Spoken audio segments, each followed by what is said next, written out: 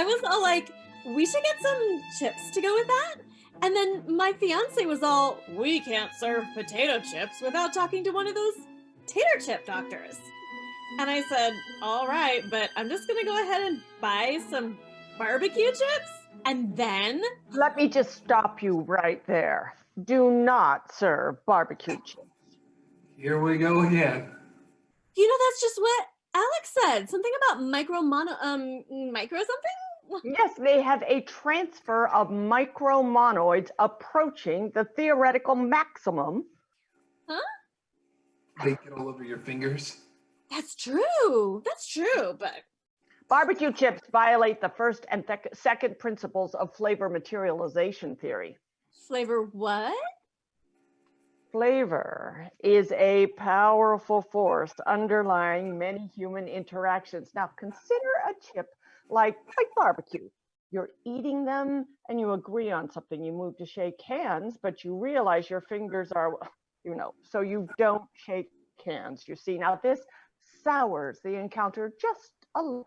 And once, maybe not such a problem, but you have this scenario occurring across the globe constantly with every flavor we have yet discovered. It is no exaggeration to consider flavor one of the dominant forces of existence.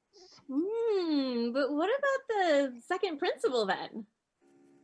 Excuse me, I didn't catch your name. Oh, it's Harper McMurder. Oh, and how can we help you, Harper? Oh, I need some potato chips to serve at American wedding. We are serving sushi and hamburgers. Sushi and hamburgers? What genius dreamt that up? Potts, give it a shot. Really? Mm-hmm. Okay. Well, I assume you're serving ketchup with the hamburgers? Yes. Potts, do not judge. No. Sorry. So you've got sweet and tangy with a bit of umami from the meat. Then you've got the salty and spicy from the sushi. So we're looking at a second complexity wassailization. Third complexity. You forgot the dough conditioner in the bun. Oh, right, sorry. A third complexity wassailization with a fixed to chronic coefficient. Fixed? Variable. I mean variable. Hamptons-based salt and vinegar would give you a counterbalancing reguloid with minimal extrications from the fish. What about the scrimping, though? Oh, the scrimping will be offset by the materialization. Potts? Yes? Potts, it's a very specific pairing, sushi and hamburgers, isn't it? A very problematic pairing, one that requires not only flavor materialization, but also the intermaximum of monotonic qualitative codependency. So I should serve... Oh, I first encountered this problem at a picnic. My father was serving barbecue chicken. Now, the chicken was drenched in the sauce, which was fine. I mean, delicious even. But then he brought barbecue chips to serve with it. I couldn't just let him do that. It was such a mistake. Oh, obviously, but what about the... By serving the same flavor, he was detracting from both. I mean, just the chicken, fine, just the chips, well, they're gross, but whatever. But together, they created something not just mediocre, but the opposite of good. Bad. That's just called bad. Yes, bad. Do you see? Two good things, when combined, can make each other bad. Yes, but about the materialization. Oh, I'm getting to that. I dumped the chips out and I made a speech about the liberation of flavor or something. And I got on my bike and I rode to the grocery store and I bought 3 bags of a seasonal flavor, Caesar salad. My father was even more annoyed when I told him, but then he tasted them with the chicken and all was forgiven. a nominal consanguinity without even pen and paper. It was instinct. I tasted the chip and I just knew it worked. Yes, that is very interesting. But about the second principle of materialization. Do you know that flavor materialization is a closely guarded secret of the United States government? Harper McMurger. What? I am simple Florida woman. I have no. And sushi and hamburgers. Such a specific, unique combination, don't you think? Huh? Well, now that you mention it, that does seem weird. But the point wasn't to get the right pairing, was it? Mercury Mulligan. Oh, how did you know it was me? I am Cameron Craine, master crispologist and 3-time fellow at the National Flavor Institute. I will not be tricked by some upstart Kartashkian spy. It's over, Craine. I will learn your secrets of materialization one way or another. Not today. Just wait, you American dogs. Wait till your president violates Fox paradox and plunges the world into war. I will learn your secrets one way or another. Wait, what was that? It's nothing. What about the Fox paradox? Give me second and third principles of materialization and I'll tell you. I would rather die. Then your country will fall. And I will learn your secrets anyway. For Kartoshkia. Oh. Oh. How did you know? Only a Kartashkian could be that bold. But what was that about the Fox paradox? I don't know, but I don't like it. What do we do? I need to make a phone call. Sure.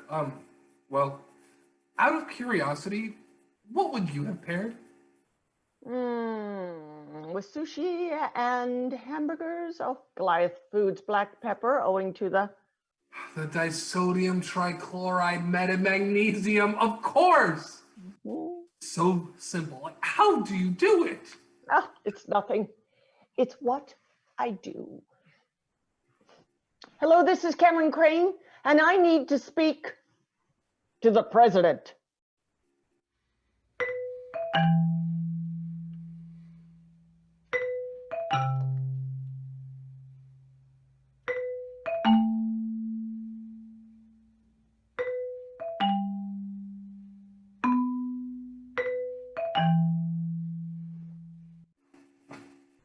Undersecretary of all the ridiculous.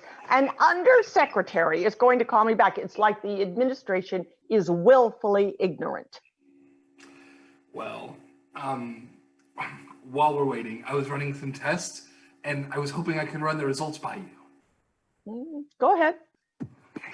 So I ran a cross-salination survey between red potatoes and yellow, and I identified the context counterchlorides.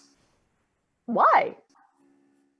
Well, speaking of barbecue, I was thinking, if the context counterchlorides balance, it might offset the astringency gravimetric countenances of the micromonoids. Oh, barbecue, let it go, Potts, let it go. Barbecue chips are an abomination, a relic of a time before we knew what were doing. No, they're not even really a flavor, but a compound flavonoid. Well, I know, it's just, I was looking at the macronization study out of Johannesburg, and using a stochastic flavor assembly, they were able to... Stochastic flavor assembly, Potts.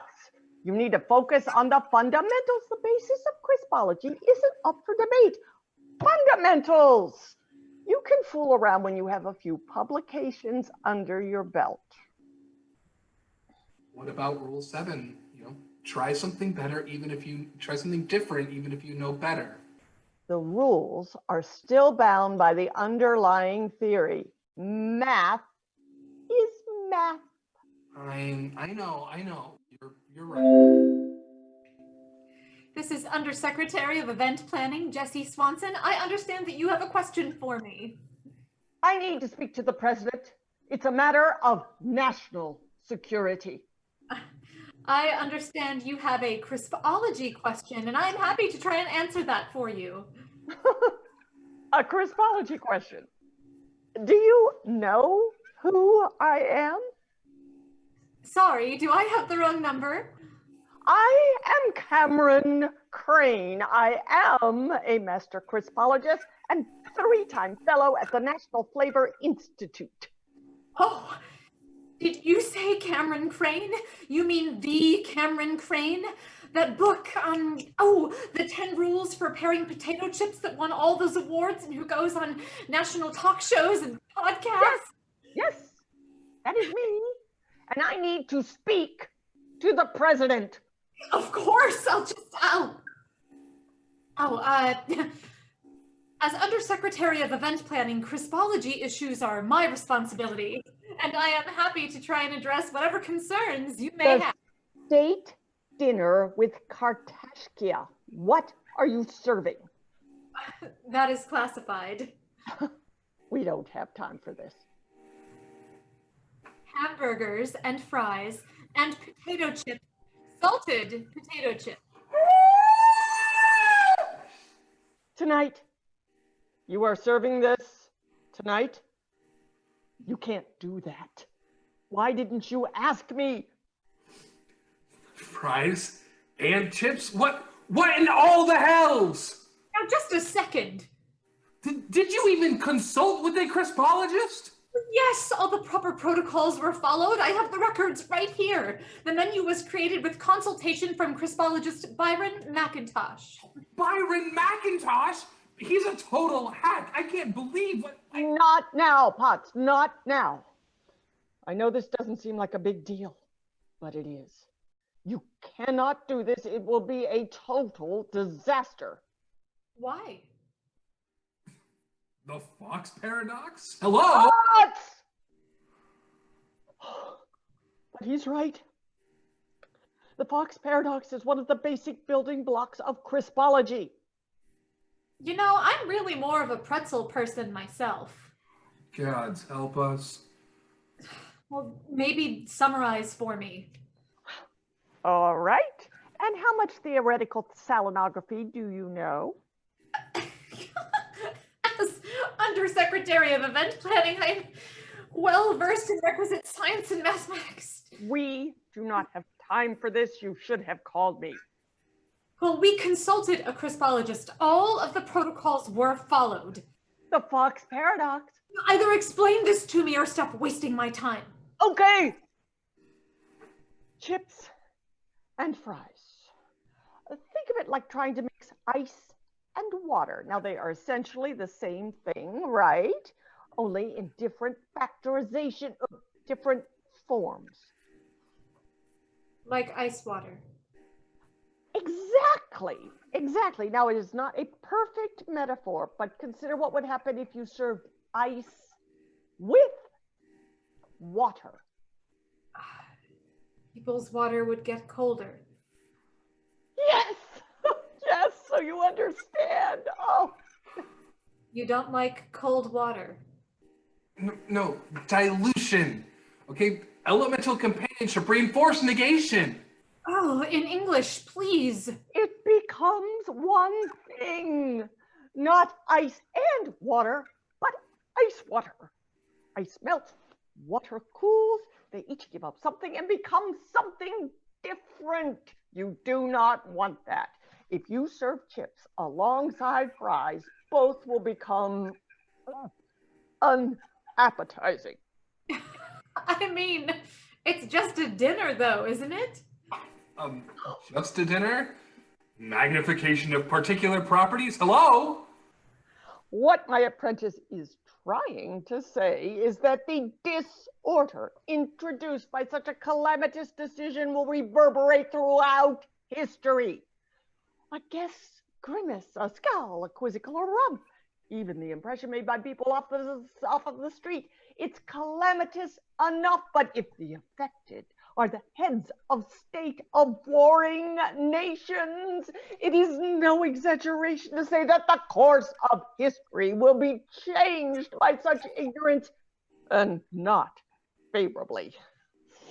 I assume that the goal is to negotiate a peace treaty. If you serve chips and fries, if you violate the Fox paradox, kiss the peace goodbye. You really think it's that big of a deal? I wouldn't have called otherwise. But Byron McIntosh. Wrong. So what can we do about it? Cancel the dinner. We can't cancel, they're already here. Well, I do not think that you understand the gravity of the situation. Huh.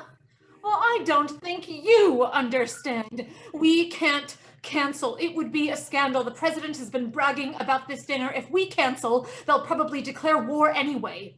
Then change the menu. We can't do that either. Why not? Because the president just tweeted it. Oh no. Oh no. Honored to have Korzatkowski for this historic occasion where we will enjoy two of America's favorite foods, potato chips and French fries. We have a problem. Why didn't you call me? Wait, he didn't say what kind of chips. What? Well, he just said potato chips. That could be any flavor.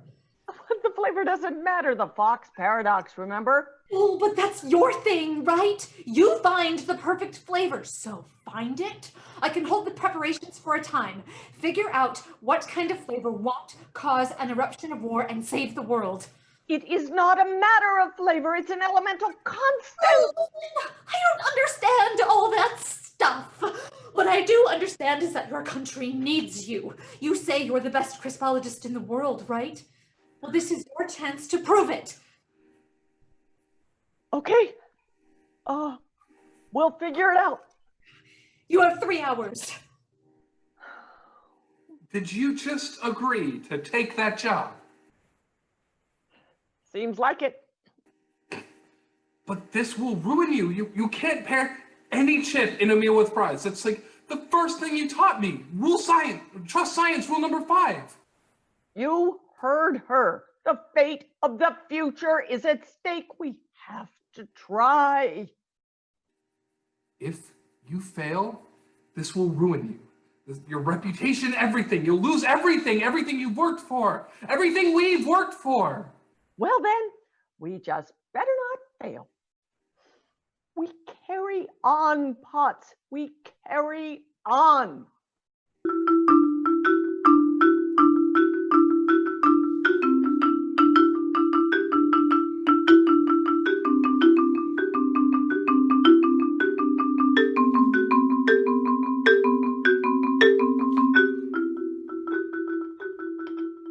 Yeah, I am trying to reach Marcamano.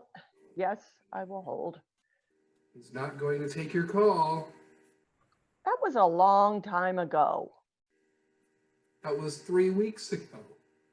Yes, I'm still here. Yes, I will continue to hold. We should call that, who was that woman with the purple hair? Oh, Stephanie Grimson. Oh, no, she won't have anything. She's only about the vinegars these days. Well, maybe vinegar is a good base. It might cut the salination. Yes. Hi, Mark. Yes, it's Cameron. Cameron Craine. Yes, the Cameron Craine that correctly reviewed your spring line. Yes, that's me. Well, I don't know. I mean, those chips were the worst thing I have ever. He hung up on me. Told you. What about that German indie, the one with the weird accent? Georg Hampton, Small Batch Symphonics. Yes. Rumor was that SBS was experimenting with inverse sugars. Have we considered? Well, Potts, get him for me. Sure. I still really think there might be something to this vinegar idea. We can fool around with your pet theories when the fate of the future isn't at stake. Oh, Nice to see you, Georg. Oh, Cameron Craine! Hi, Georg. Actually, it's George. My apologies, of course. Georg. Georg, I need a special order in a hurry. Can you help me out? Oh, we are very backed up. What with the chip oligon coming up, everyone's stocking up on berry flavors for spring. It's a busy time. Now, anyone can do berry flavors. You strike me as someone interested in something bigger. What's the job? I need a reverse salinated second order flavor all. Is that a joke? No, it's not a joke. A reverse salinated second order flavor all is the only thing that will balance out. But that's impossible. You can't have a second order flavor all in the context of reverse salination. Wasn't it your studies that proves that? Yes! But it's the only way the math works out. Then it doesn't work out. What's this about? The state dinner. They are serving chips with fries. They wouldn't. But what about the folks' bear ducks? Byron McIntosh. Oh, that hack! Why didn't they call you first? This is bigger than Byron McIntosh. It is a chance to innovate, to be part of something new. So this has nothing to do with that article in the Weekender? Nothing to do with showing up a rival? Wait, what article? No, this has nothing to do with anything Byron McIntosh. Cameron Craine is the largest name in the field, and for good reason. She has made some of the most revolutionary discoveries in crispology. But the past few years has seen her posit disastrous pairing after mistaken assumption, and it is time we as an industry point out that Cameron Craine is losing her touch. Her own rules suggest that it's time for her to pack it up and make way for new ideas, for new talent. Cameron Craine is over. I have had bad press before. It doesn't matter. I'd like to help, Cameron, but whatever this feud is, I can't get in the middle of. You understand. And I don't think it's possible anyway. You let Byron fail. He'll be left holding the bag and you... but you won't, will you? You can't let it go. You never could. And one day, that will be your downfall. But not today. Oh, good luck, Cameron.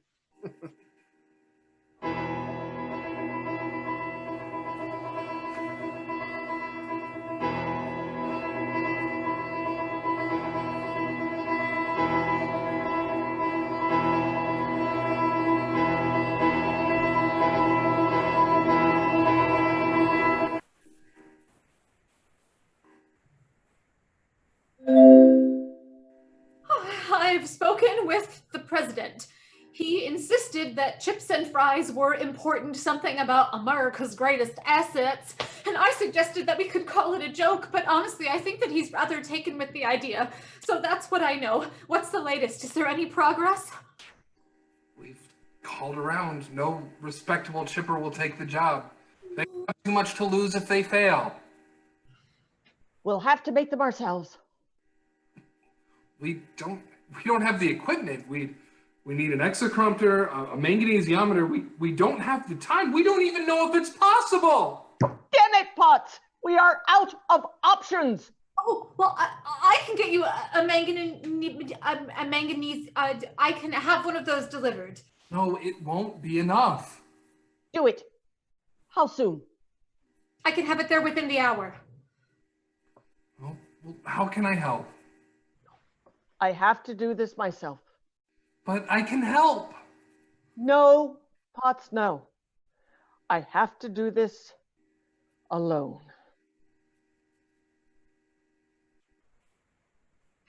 Cameron Craine. Quite something, isn't she? Why didn't you call her? I wanted to do this myself, and I thought that but it doesn't matter.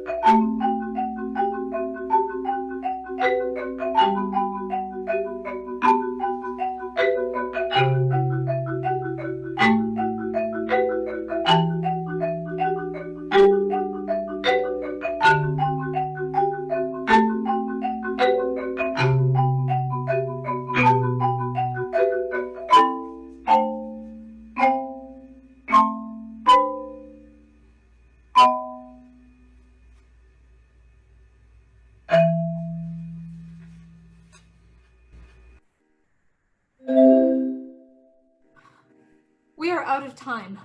As Undersecretary of Event Planning, this is my responsibility. There is more at stake here than just one dinner, and you have to think about the whole picture. It's fine. I know you think you know better, but this is my call. And wait, did you say it's fine? I don't have a better idea. I tried, but there's just no way to do it. Well, you don't need to worry. I've handled it. Do you mean you've handled it? The great Cameron Craine, master crispologist and 3-time fellow at National Flavor Institute. Mercury Mulligan, what are you doing here? She's agreed to give me materialization theory in exchange for convincing my prime minister to skip your dinner. But everything the Institute has worked for, you can't just throw that away! I don't have any other choice. I am Undersecretary of Event Planning, and I will not let this country go to war. He's right, Potts. No, Cameron! They're arriving for dinner now. Just give me what you promised and I'll make the call. Do it. Oh, I thought, but it doesn't matter. McIntosh is right. Cameron Craine is over. Don't talk like that. We have time still. It's like McIntosh said, there comes a time in every career when you run out of ideas, like a fish running out of river at Niagara Falls. Wait, where did he say that? That wasn't in the article. Oh, I don't know, on television or something. What does it matter? Because he said it to me in an email. He was trying to steal me, to poach me for his lab. Are you reading my emails? I'm sure he said it somewhere on TV, but. Cameron? What? Oh, that is just delicious. What is? The double-blind pairing that saved Oktoberfest. The green tomato incident. Byron McIntosh was there, but strange, I never actually saw him. Yes, and the 3-chip disaster in Kansas City, it all fits. Byron McIntosh is you? Oh, I never meant to hurt anyone. Things just got out of hand. No, it was you. You violated the Fox paradox. So what? So you could swoop in and save the day? I don't understand. She's Byron McIntosh. She lit a bomb under the world, assuming she'd be able to defuse it. Well, it's about to go off. I've not received it, so no code, no call. To think I blamed myself. Oh, well, you were supposed to call me. I was going to fix it, but you didn't call. Why didn't you call me? Why would you do this? Well, no one would dare question me. Byron McIntosh pushed me to be better. It went too far. I'm sorry. I wish I could take it back. You have to fix it. Well, I can't. It doesn't matter if you can or can't. You have to. Give me the access codes. Wait. Okay, sending. No. Well, it's done. Make the call. Go back to the rules. There must be something you're missing. I'm sorry, Potts. I dragged you into this. I wish I could. You have to fix this. No, I've not received it, so no code, no call. It's transferring. We don't have time. Oh my God, they're pouring Mountain Dew. Quick, what's the first rule? What is this, trick? No, it's not a trick. It's just uploading. Make the call. Find a flavor and try to enjoy it. Everyone is wrong, we're often the right. Trust science over intuition. Try something different, even if you know better. Wait! There's an accident. Wait! Oh my God. Oh, transfer. Cancel the transfer. What was that? What was that? Potts, you were right. Well, cancel it. Wait, I am? Are you sure? Barbecue. The answer is barbecue. Any brand will do. Hurry! Go! Now! Oh my God. I see it. This whole time, it's been right in front of me. Undersecretary? Oh, Cameron. Wait, Cameron, are you okay? There you are. We had deal, Undersecretary. Oh, forgive my manners. On behalf of the United States government, I politely invite you to piss right off. This isn't over, Craine. I will get that theory. Oh God, that felt good. Oh, how did you... Wait, Cameron, what's wrong?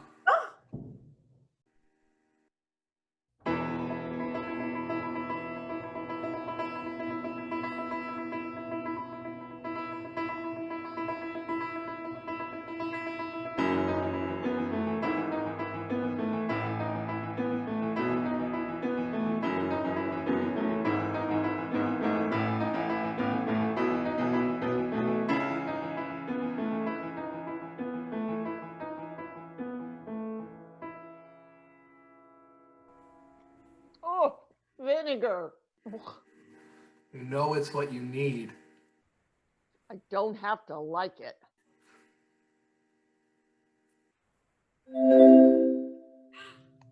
There she is, back on your feet. The dinner. Were we in time? Yes. It was kind of funny. All those diplomats looking for an extra napkin, but no, dust up. The treaty was signed. You did it, Cameron. Oh, the credit goes to Potts. Heck yeah, it does. Wait, it does? Yeah. No? How did you figure it out? Oh, it was Potts. Rule number 7, context counter chlorides. It wasn't about the flavor at all. I knew it. I knew there was something there. But what about the ice water thing?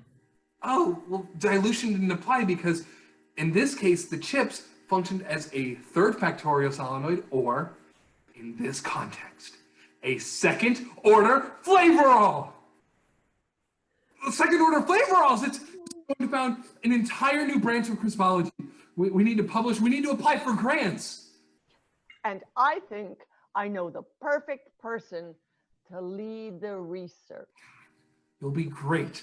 Just think of the headlines. You'll probably win the Nobel Prize. No, Potts, you.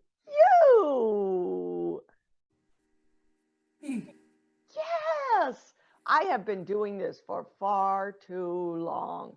It wears on you, this incessant need to be better. I mean, I thought I had years left, but this has showed me that we do need new ideas and people willing to try something different, even when they know better. You, Potts, it has to be you. And what's a second order flavor?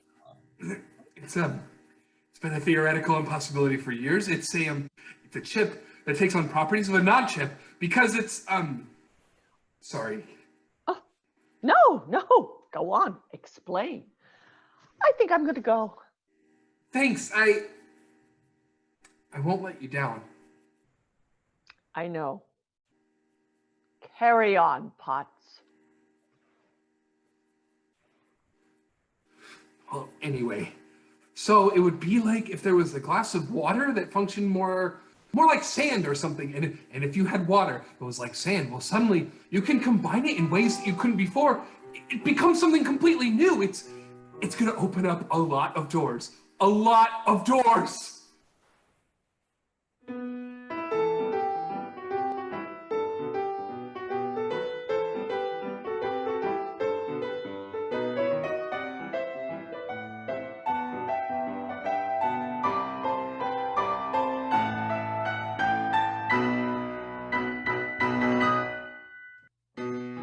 Cameron Craine retired to a ski lodge where she spends most of her time recommending barbecue potato chips to the tourists. Potts went on to a storied career, including the best-selling book, There Are No Rules. Mercury Mulligan eventually got her hands on the principles on materialization, only to discover the real materialization is the friends you meet along the way. Jessie went on to be the third female president of the United States, with a red phone direct to Potts in case of a crispology emergency. As for me, I'm still in the lab making potato chips. Unless there's a pandemic, then I stay home and I wear a mask.